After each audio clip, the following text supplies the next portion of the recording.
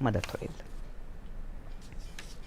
Glasgow येथे सुरू असलेल्या राष्ट्रकुल क्रीडा स्पर्धेत भारतानं आत्तापर्यंत 2 सुवर्ण, 5 रौप्य आणि 3 कांस्य पदकांसह एकूण 10 पदकांची कमाई केली आहे. पॅरा ॲथलेटिक्समध्ये महिलांच्या गोळाफेक प्रकारात भारताच्या शर्मिला हिनं 9.81 मीटर अंतराची नोंद करत सुवर्णपदक पटकावलं. याच प्रकारात शिल्पा शायला हिनं 7.26 मीटर अंतराची वैयक्तिक सर्वोत्तम नोंद करत कांस्यपदक मिळवलं आहे. राष्ट्रकुल स्पर्धेतील पॅरा ॲथलेटिक्समधील भारताचं हे पहिलंच सुवर्णपदक ठरलं आहे.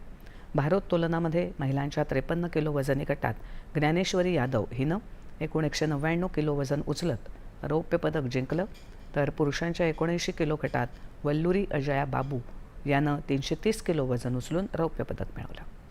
पुरुषांच्या उंच उडी प्रकारात सर्वेश कुशारे यानं 2.25 मीटर उडी मारत रौप्य पदक मिळवलं.